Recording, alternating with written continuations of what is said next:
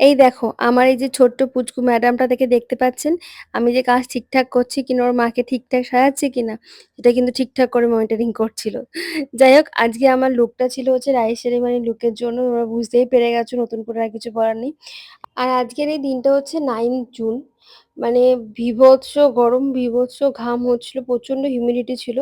আমি ওর মেকআপটা তো ম্যাট ফিনিশের উপর করেছিলাম বিকজ ওর এসি হল ছিল না, নন এসি হল ছিল।